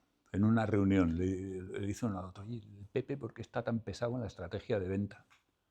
Porque quiere evitar que entremos en el tema de la financiación. Muchas veces en una reunión prolongamos la discusión sobre un tema porque no queremos que se entre en otro. Bueno, y si nos llevamos esto a la política ya, de hablar de unas cosas para que no se hable de otras, es el name of the game, de la relación entre los políticos y la prensa. No voy a poner ejemplos, tenemos muchos últimamente. ¿Por qué Lola se ha puesto ese vestido tan raro? Varios compañeros que van a un determinado acto y van todos con un dress code más o menos normal y de repente aparece una como muy estrafalaria. Porque siempre quiere llamar la atención, ya lo sabes. Quiere, deseo. ¿Por qué Sergio estudia tantísimas horas? Porque cree que no es muy listo y quiere sacar buenas notas. ¿Lo veis, no? ¿Por qué cava Lucía en su jardín? Está ahí Lucía con la pala. Porque cree que ahí hay oro y quiere ser rica. Cree y quiere. ¿Lo veis, no? Son el tipo de explicaciones que nos damos unos a otros cotidianamente, pero en abundancia. Si os parece, hacer la prueba de registrar mentalmente a lo largo de un día cuántas veces veis, oís o participáis en este tipo de diálogos. Y veréis que es enormemente frecuente. Incluso a nivel interno, cuando tú, sin hablar con nadie, estás viendo que alguien hace algo que te llama la atención por algún motivo, muy frecuentemente te vas a dar a ti mismo esas explicaciones. Porque es lo natural. Yo por eso prefiero el nombre natural frente a popular, folclórico, etc. Porque me parece que es el que mejor lo describe. ¿Visto? ¿Alguna duda? Pues esto parece que va muy bien, que funciona muy bien para la vida, pero problema. Los conceptos de creencia y deseo no están articulados y en la psicología natural se toman como primitivos. Entonces tendríamos que poder decir, ¿qué es una creencia? Preguntadle a la gente, cuando acaben de utilizar el verbo, es que este se cree, espera, ¿qué es creer? ¿Qué es una creencia? No lo saben. No te lo saben decir. Incluso me voy a tirar un triple. ¿Cuántos de vosotros creéis que seríais capaces de dar una definición de deseo? ¿Qué es un deseo? Venga, señores psicólogos. Se supone que como científicos y bastante filosóficos tenéis ventaja respecto al común de los mortales. ¿Qué es un deseo? Y ya os ha pasado un... ¿Sí? ¿Te lanzas o no? Ah, es que has hecho un gesto que te... Vale. Ya pensaba yo que igual era muy valiente por tu parte o por la de cualquiera. Seguramente, si os ha venido a la cabeza la sensación de, hombre, pues un deseo, y entonces te has dicho, esto es circular. Has intentado definir deseo como lo que se quiere o lo que se desea. Una definición no circular de deseo, por favor. ¿Algo que se qué? Claro, ¿lo ves? De nuevo el mismo problema. Algo que se quiere alcanzar es algo que se desea alcanzar. Parece ser un objetivo, pero igual sería otra cosa. ¿Objetivo? O sea, un objetivo, una meta, quieres decir. Pero sería otra cosa también. Pero una meta por definición es algo que se desea, con lo cual es tautológico. Hay cosas que no son el caso ahora mismo. Por ejemplo, pues yo no tengo 1.000.000 de euros. Creo, en este momento no llega. ¿Puedo desear tenerlo o no? Yo puedo ser uno de esos que dicen, yo lo que quiero es tener poco y ser feliz como en comunión con la naturaleza. Si yo fuera uno de esos, Pues para mí tener 1.000.000 de euros, que es algo que no es el caso, no sería un deseo. O sea, no todo lo que no es el caso nos sirve como deseo. Tiene que haber algo ahí. No os devanéis mucho los sesos porque esto no es algo que se pueda contestar así por las buenas. Planteado en estos términos, ¿qué es un deseo? Pues oiga, lo tengo que tomar como primitivo, pero claro, estoy basando mi explicación psicológica en algo que no sé lo que es. Y eso no es una buena explicación. Quizás es muy simple, pero podría ser como algo que implica una recompensa. Un deseo o algo que implica una Como recompensa. un deseo es aquello que si se alcanza, otorga una recompensa. Podría ser.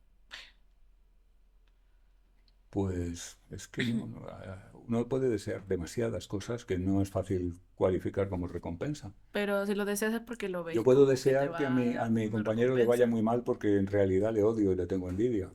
Y eso no es exactamente una recompensa para Pero mí. si le va mal, te sientes bien. ¿Cómo? Pero si le va mal a tu compañero, tú te estarías sintiendo bien y eso te recompensaría de alguna Ah, forma. vale. O sea, estás usando recompensa en el sentido conductual. Ajá, más o menos. Vale, pues entonces el problema está en que tendremos que comprobar si efectivamente esos sucesos aumentan la que quiera que sea tu conducta. Y vamos a encontrar que algunas veces sí y otras no. No todo lo que nos hace sentir bien o nos resulta agradable es una recompensa en ese sentido.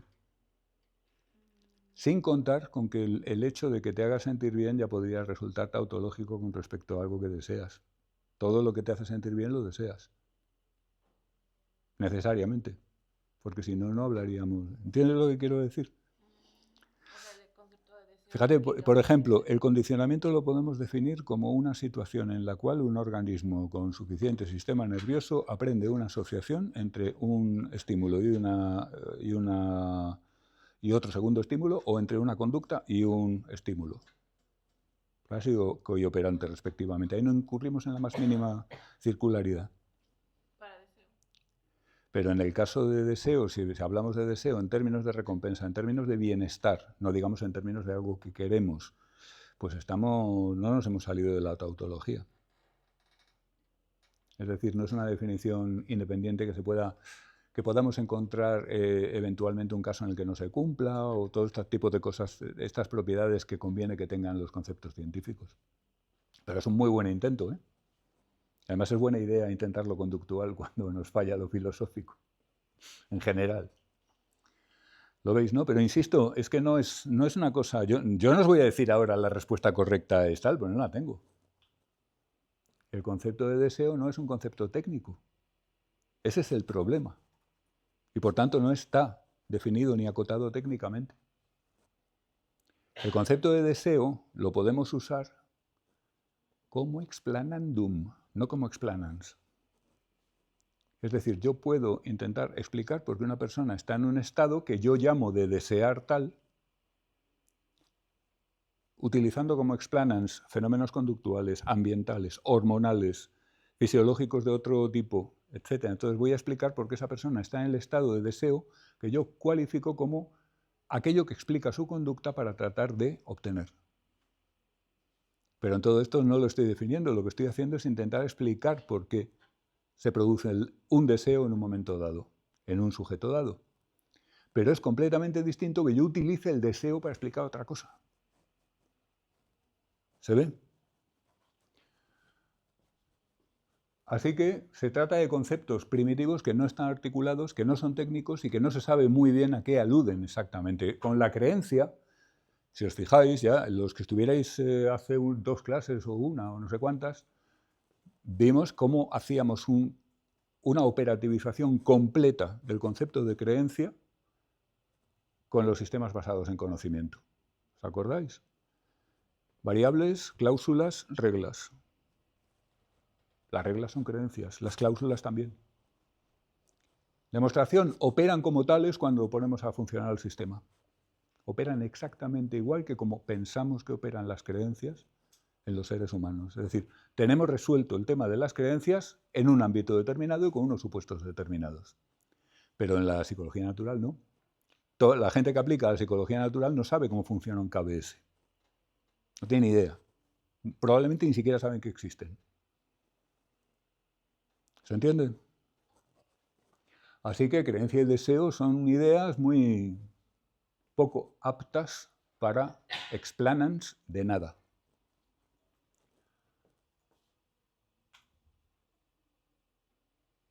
No podemos explicar algo en términos de conceptos que a su vez no entendemos. Si no sabemos lo que es un fantasma, no podemos explicar los sucesos, las cosas que se mueven apelando a los fantasmas. Segundo problema, falla sistemáticamente en casos no normales. Pues no normales, entendiendo por no normales lo que no son habituales. Tú puedes predecir la conducta de un compañero porque es ambicioso, porque cree que tal, porque desea que cual, porque... Pero tú no puedes predecir con creencias y deseos la conducta de una fase maníaca o una depresión. La conducta de un depresivo no se explica porque crea o desee cosas. ¿Se entiende? Si vamos al espectro psicótico ya, olvídate. Y sin necesidad de entrar en la patología, nos basta con irnos a otra cultura, suficientemente diferente. Y entonces empezamos a no entender. Porque estamos atribuyendo creencias y deseos de acuerdo con lo que nosotros entendemos, que resulta que esa gente tiene otros tipos de creencias y deseos. Ojo, la estructura sigue funcionando, pero tendrías que tener como explanans los datos adecuados. En general, en cuanto te sales de la vida cotidiana, deja de funcionar bien. En los casos generales, la psicología de creencias y deseos te haría pensar, por ejemplo, que todo el mundo hace determinada cosa, porque eso es deseable para todo el mundo, pero no funciona. Nos lleva en pocos pasos a errores de sentido común, del estilo de los videojuegos violentos aumentan las conductas violentas, que está demostrado perfectamente que es falso, y así sucesivamente. Es decir, fuera de la vida cotidiana falla. Este es Jerry Fodor. Murió hace unos años. Uno de los más importantes filósofos de la mente de la segunda mitad del siglo XX. Fijaos en el texto. Por si alguien no le tiene fluidez, traduzco. Si la psicología intencional de sentido común realmente fuera a colapsar, a desaparecer, esa sería, más allá de cualquier comparación, la catástrofe intelectual más grande de la historia de nuestra especie. Si estuviéramos tan equivocados acerca de la mente, entonces eso sería lo más equivocados que hemos estado nunca sobre nada. Estábamos poniéndole pegas a la psicología natural. Fijaos lo que dice Fodor. Yo no sé cómo rebatir eso. Si de repente todo eso de las creencias y los deseos que explican la conducta de la gente fuera falso, el error sería tan inmenso que es inimaginable. El error por parte de toda la humanidad, porque todo el mundo lo cree. Añade Fodor. Tengo dudas, de hecho, de que podamos dejarla, la psicología natural. De que nuestros intelectos estén constituidos de tal manera que prescindir de ella, y quiero decir realmente prescindir de ella, no charla filosófica, sea una opción biológicamente viable. Es decir, es posible que seamos biológicamente incapaces de prescindir de la psicología natural y entonces la tarea que yo os he puesto antes de fijaos a lo mejor sería más difícil porque la estaríais empleando de una manera demasiado automática. Pero bueno, si alguien lo quiere intentar, lo veis, ¿no? Hay una cosa que está clara, es absolutamente todo ser humano que no tenga un grave trastorno usa la psicología natural en su vida diaria. Y esto incluye a conductistas radicales, esto incluye a neurocientíficos, esto incluye a médicos pelotudos, de esos que dicen que todo es el cerebro, y esto incluye absolutamente todo el mundo. Porque el conductista o el médico pelotudo, cuando tienen una ambición, que quieren conseguir un despacho extra en el hospital, se ponen a calcular las creencias y deseos de todo el mundo, como todo el mundo. En la vida cotidiana no falla. No falla que lo usamos. Puede fallar, claro. Pero poco. porque se obtiene una alta tasa de éxito en las explicaciones y en las predicciones con la psicología natural. Me hace gracia que haya algunos que la critiquen como algo que deberíamos eliminar. Es que si lo elimináramos, es lo que dice Fodor, sería absolutamente catastrófico. Y no sabemos vivir sin eso. Intentadlo. Y los que proponen eliminarla, ¿por qué proponen sustituirla? Lo veremos, por neurociencia o por condicionamiento. Es decir, no se trata de eliminarla en el sentido de ir por la calle en los mercados prohibiéndole a la gente que la use. Se trata de eliminarlo del pensamiento filosófico serio y del pensamiento científico serio. Esa es o sea, por ejemplo, el típico Stephen Stich, el típico de los filósofos más afines a la neurociencia y partidarios de eliminar esto. Lo que te diría es, vale, eso a la gente en la calle le funciona muy bien, pero aquí cuando estamos trabajando científica, filosófica, intelectualmente, no debemos utilizar eso. Eso habría que eliminarlo. Esos son atajos baratos, tipo mitos, que usa la gente de la calle. Pero nuestras explicaciones tienen que basarse en algo más sólido. Más o menos. ¿Algo más hasta ahora?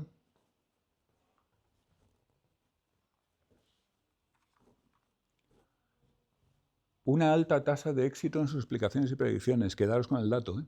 Es que funciona muy bien. Entonces, ¿en qué quedamos? Tienes razón Fodor y esto último que estamos considerando, que no podemos vivir sin ella, que funciona estupendamente muchas veces, etcétera, o esos problemas de que creencias y deseos no están definidos o no están bien definidos, etcétera. Bueno, pues la psicología natural es una potente herramienta heurística para la vida cotidiana. Yo estoy con Fodor en que estamos constituidos así, en que en los 250.000 años de existencia de nuestra especie, las personas que eran más capaces de captar las creencias y los deseos de los demás han tenido más éxito en supervivencia y en reproducción. Y que por ese motivo, a estas alturas, todos somos muy buenos en eso, unos mejores que otros, desde luego. Hay gente que no se le escapa ni una. El buen psicólogo, natural. Y hay gente que es torpecilla en eso. El típico que mete la pata cada 2 por 3 porque no entiende lo que quieren los demás o entiende mal lo que quieren. Pero lo entiende. Lo que pasa es que lo entiende peor que otros y somos todos buenísimos en ello. Ya digo, yo estoy con Fodor, esto es evolutivo. Es una característica muy importante para una especie tan absolutamente hipersocial e interdependiente como la nuestra. El que tiene una desventaja en esto, imaginad, en un ambiente competitivo en el cual pues, no todo el mundo come, porque hay pocos recursos. ¿Se entiende, no? Anticipamos que como tenemos una charca estupenda en la zona en que hemos acampado, los vecinos van a intentar quitárnosla. ¿Alguien ha visto la película 2001, Odisea en el espacio? Todo el principio de la película es... tú sí. El inicio... ¿Cómo? El inicio, donde están con los monos y lo del monolito, y luego la parte final. O sea, ese principio y final. Ya, es un poco larga. En el principio, precisamente, la historia es este ejemplo que acabo de poner, que según lo estaba poniendo me estaba dando cuenta, coño, estoy aludiendo a 2001. Hay un grupo de monos, en realidad está súper mal hecho, porque ahí hay una cantidad de disparates científicos por unidad de tiempo impresionante. Hay un grupo de prehomínidos u homínidos que andan como es imposible biomecánicamente andar, es decir, medio encorvados, pero bípedos, que están acampados alrededor de una charca, y hay otros que son los malos que vienen a por la charca. Entonces, bueno, ya aquí va la otra historia, que es que son influidos por un poder extraterrestre que les da la capacidad de usar herramientas, y entonces las herramientas son armas, y entonces ganan a los malos. Pero lo verdaderamente ventajoso es anticipar lo que van a hacer los malos, y entonces estarlos esperando. Pero para eso tienes que atribuirles creencias y deseos. Ellos van a querer nuestra charca, y ellos van a creer que nos pueden ganar. Entonces nosotros nos anticipamos, les esperamos, ponemos guardias por los lados, un sistema de aviso, y los estamos esperando, y los machacamos. ¿Se entiende? Seguramente la capacidad de explicar y predecir la conducta de los demás en base a creencias y deseos es un resultado de la evolución. También sobreactuamos con ello, lo aplicamos a cosas que no tienen sentido. De ahí tanta mitología y tanta leyenda sobre dioses que controlan las nubes. Estamos buscando creencias y deseos hasta donde no los hay. ¿Vale? Imprescindible para nuestra adaptación al ambiente social, lo que decía antes. No puedes ni pagar en un comercio sin estar haciendo conjeturas inconscientes, subdoxásticas, sobre las creencias y los deseos de las personas con las que interactúas. Y al mismo tiempo es explicativamente deficiente. Los explanantes son difusos, creencias, deseos. Tendríamos que entender lo que es eso. E ineficaz para casos fuera de lo común, como hemos visto. Fuera de lo común, entendido por lo común, la vida cotidiana de la gente de una determinada constelación cultural, digamos. Y poco confiable cuando hablamos en general. En lo particular, en lo concreto, muy bien. En lo general, nos dice poco. ¿Sí? Profesor, pero nosotros entendemos, o sea, nosotros creemos y nosotros deseamos. O sea, cada uno como persona tiene esas características. O sea, yo creo esto, yo pienso esto, yo deseo esto. Entonces, asumo que la otra persona también es teoría de la mente, básicamente. Eso es. Entonces, no sería solo teoría de la mente y ya. O sea, lo que no sabemos es definirlo como conceptualmente con términos técnicos, Claro. pero sí sé que es porque yo lo siento, yo lo pienso, yo deseo, ¿no? Sí. Entonces, claro, quizás desde ese punto de vista pues funciona porque yo lo vivo y eso. Claro, pero si eso es todo lo que hay que saber sobre psicología, ¿para qué estudiar psicología? ¿Entiendes lo que quiero decir? Y claro, hay muchos motivos para estudiar psicología, porque todo esto que tú dices, muy correctamente, sirve para el caso concreto de la vida cotidiana. No te sirve para tratar psicopatología, no te sirve para hacer conclusiones generales sobre el comportamiento humano, ni sobre la mente humana, ni sobre nada, porque los conceptos en que se basa son difusos. No tiene nada malo de que sean difusos, usamos conceptos como amor o juego continuamente. Están mal definidos, son difusos, pero para los juegos del lenguaje de la vida cotidiana, uso de nuevo la terminología wittgensteiniana, sirven, funcionan, operan, nos valen para salir del paso. Tú puedes hacerte perfectamente un refugio con plantas y bueno, pues eso no significa que no necesitemos la ingeniería o la arquitectura. ¿Vale? Esto es un poco un refugio con plantas muy eficaz. Y que si no lo hacemos estamos apañados. Porque la arquitectura está muy incompleta todavía. La psicología científica tiene mucho que avanzar. ¿Vale?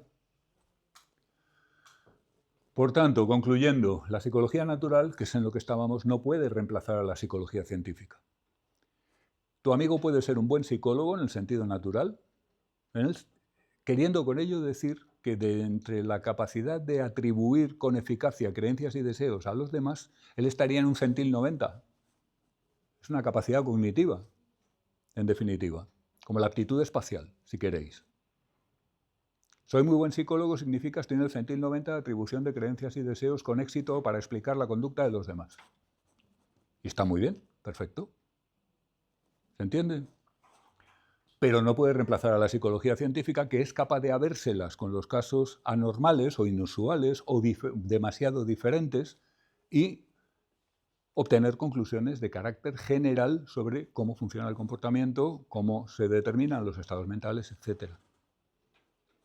¿Vale? La psicología natural, por tanto, visto desde una perspectiva científica o filosófica, no es una buena explicación. Tiene todos estos defectos que hemos visto.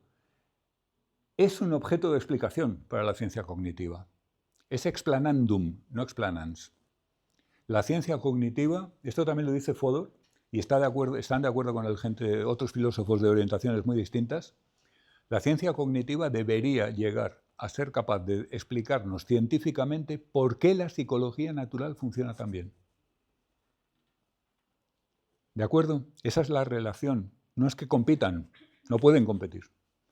No puedes ir con la ciencia cognitiva o la ciencia de la conducta a resolver los asuntos humanos del día a día. Para eso funciona mejor la psicología natural. Cuando hay, aquí en Junta de Facultad, es graciosísimo. Claro, aquí hay gente de todas las escuelas. Conductistas piagetianos, cognitivistas blandos, cognitivistas duros, y todos están en Junta de Centro. Pues cuando hay algo que repartir, todos inmediatamente aparcan sus escuelas psicológicas y se dedican a la psicología natural. A ver qué quiere este cabrón, qué se ha creído esta tía. Están haciendo el cálculo para tratar de llevarse el gato al agua. Con la psicología natural. Y cuando se termina la discusión y se resuelve como se resuelva, vuelven a ponerse su gabardina conductista, neurocientífica o lo que sea. ¿Lo veis, no? Y además supongo que esto es bastante intuitivo y bastante fácil de creer. Observad un poco vuestro entorno desde este punto de vista y ya veréis que claro está. ¿Alguna pregunta? El problema mente-cuerpo. Lo iniciamos muy relajadamente y ya lo dejamos para mañana. Mente y cuerpo, ¿qué son? Ya estamos con la ontología otra vez, ¿veis? ¿En qué se diferencian? ¿Cómo se relacionan? O bien, saliendo de la ontología, ¿cuáles son los referentes de los términos mentales? Una vez más, pues de los términos corporales no hay problema. El referente del término brazo es toda la parte de tu cuerpo que va desde el hombro hasta la punta del dedo. O en una segunda acepción, desde el hombro hasta el codo. Si quieres llamar antebrazo a todo lo demás. Pero no es nada problemático. ¿De acuerdo? Ahora, ¿qué es la alegría? ¿Cuál es el referente de la alegría? Cuando decimos alegría, ¿a qué estamos aludiendo? Cuando tú me dices, mi libro trata de historia, estás aludiendo a sucesos que ocurrieron en un tiempo pasado. Cuando me dices, estoy muy contenta, ¿a qué estás aludiendo? O me parece que Sandra está triste. ¿A qué estás aludiendo? ¿Cómo? Estado emocional. No te he oído, perdona. Estado emocional. Sí, pero ¿qué es eso? Es decir, Reacciones fisiológicas que, bueno, o sea, tiene diferentes formas de explicar las emociones. Siguiendo alguna de esas explicaciones, quizás. no, pero no estamos todavía en explicación. Estamos simplemente diciendo, cuando atribuimos a alguien un estado mental, ¿qué le estamos atribuyendo? ¿A qué nos estamos refiriendo? Y cuando yo digo, este hombre se cree que el Madrid va a ganar la Liga, fíjate, actitud proposicional, sujeto este hombre, la actitud cree que, proposicional, el Madrid va a ganar la proposición, el Madrid gana la Liga. Cuando le atribuyo eso, ¿qué le estoy atribuyendo? La forma lógica está clara, pero realmente ¿yo qué estoy diciendo? La forma lógica es una manera que tengo yo de describir eso. Pero cuando digo estado mental, ¿de qué clase de cosa estoy hablando? Es un poco lo mismo. Solo que antes decíamos, ¿qué es un estado mental? Ahora decimos, ¿a qué nos referimos cuando usamos el término estado mental? Es útil, pero como iremos viendo, es una diferencia que es importante para que esto funcione. ¿Cómo podemos darle sentido coherentemente a los términos mentales? Esto no significa nada más que cómo podemos dar sentido a mente, pensamiento, creencia, deseo, estado emocional, etcétera, de manera que eso cuadren unas cosas con otras, se puedan considerar como, digamos, clases de una misma, que puedan formar parte de un mismo sistema, la mente. Y, por supuesto, con el resto del conocimiento. Y, desde luego, dar una explicación racional de por qué funciona la psicología natural, el desafío con el que nos habíamos quedado antes. Tipos de respuestas al problema cuerpo-mente, en cualquiera de las dos versiones que queráis. ¿Qué es la mente o cuáles son los referentes de los términos mentales? Los dualismos y los monismos. Ya está. El próximo día empezaremos con los dualismos y en cuanto a los monismos vamos a distinguir tres tipos. El fisicalismo o teoría de la identidad, que en realidad debería estar en plural, son fisicalismos o teorías de la identidad, los que creen que todos son neuronas, es decir, que la mente son neuronas, literalmente. El conductismo, que hay varios sabores, está que puedan tener algún interés mencionar aquí, el conductismo radical y el conductismo lógico, que os sonará menos, a menos que hayáis leído a Gilbert Ryle o algo de esto. Y el funcionalismo, que es la respuesta característica de la ciencia cognitiva. Vale, el próximo día los vemos empezando por los dualismos. ¿Alguna pregunta? Pues gracias y buenas tardes.